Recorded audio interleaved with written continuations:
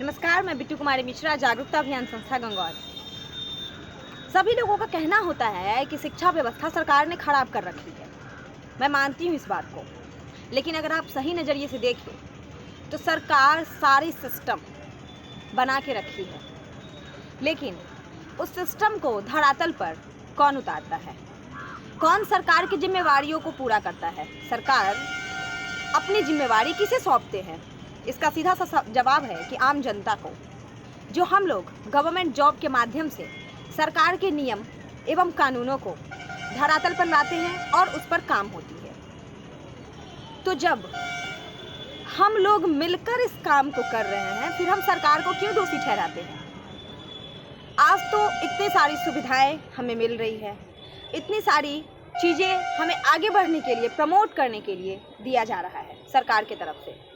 कई देश तो ऐसे हैं जहाँ पे सरकार की तरफ से कोई चीज़ें मिलती ही नहीं है, कोई न तो सुविधाएं मिलती है, न तो कुछ चीज़ें मिलती है।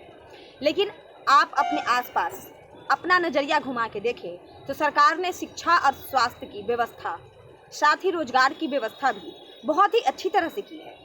उसको बिगाड़ने का काम हम में से आप ही मिलकर करते हैं, जो सरकारी डॉक्टर होते हैं, जो सरकारी शिक्षक होते हैं और जो सरकारी कर्मचारी जो किसी भी पद पर होते हैं। और अगर वो सिस्टम उस चीज़ के अंदर खराब है तो उसमें आप सरकार को दोषी नहीं ठहरा सकते हैं, बिल्कुल नहीं, क्योंकि वो जिम्मेवारी आपकी है भाई।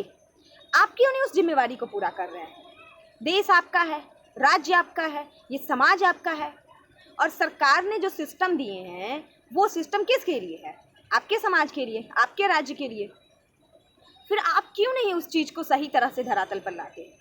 आज शिक्षा व्यवस्था को लेकर बड़े बड़े सवाल उठते हैं, बड़ी बड़ी बातें होती हैं। मैं मानती हूँ कि शिक्षा व्यवस्था में बहुत सारी खोट हैं, लेकिन हमारे पास जो सुविधाएं हैं, हमें जो चीज़ दिए जाते हैं, अगर हम उन चीज़ों का भी सही तरह से प्रयोग करें। मेरे कहने का तात्पर्य यह है कि अगर हमें जितनी ही चीज़ें मिलती हैं, जितनी ही संसाधन मिलती है, उतनी अगर हम लोगों तक पहुँचा दें तो बेशक है कि हम कुछ अच्छा करेंगे और लोगों को भी अच्छा दे पाएंगे। लेकिन यहाँ पे जो एक मानसिकता है कि सरकारी धन हो चाहे सरकारी व्यवस्था हो, सब निकम्मी है, सब चौपट है, कुछ काम लायक ही नहीं है। कौन बनाता है इसको निकम्मी? कौन बनाता है इसको बेकाम? हम और आप मिलकर। क्योंकि सरकार के वहाँ पे जो नौकरी होती है, जो सरकारी जॉब होती है, वो हम आप में से ही लोग करते हैं और हम आप ही मिलकर उस सिस्टम को खराब करते हैं, जिस कारण हमारा देश, हमारा राज्य बहुत सारी परेशानियों से जूझता है। इसीलिए सोचना हमें है, विचारना हमें है कि आखिर हम किस तबके के अंदर आते हैं, हम किस पद पर हैं और हमें क्या भूमिका निभानी है। अगर हम एक सरकारी शिक्षक हैं तो बच्चों को स्कूल में अच्छी शिक्षा दें। अगर हम एक सरकारी डॉक्टर हैं तो स्वास्थ्य व्यवस्था जो वहाँ से मुहैया कराने की अनुमति दी जाती है वो हम लोगों तक पहुँचाएं। अगर हम एक नेता हैं तो नेताओं की क्या भूमिका होती है वो हम निभाएं।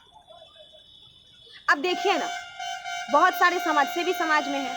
क्यों है समाजसेवी? क्यों जरूरत पड़ती है समाज सेवकों की?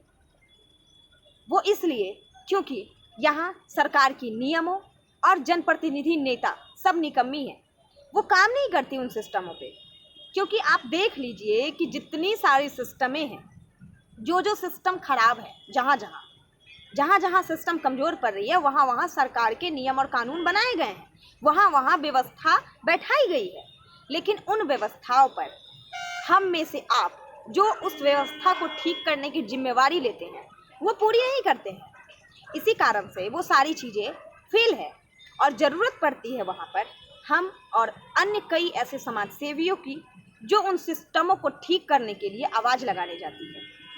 उन्हें भी नाम दिया जाता है कि अब देखो ना, अगर कोई समाज सेवा करने जा रहा है तो बहुत बड़ा राजनीति कर रहा है।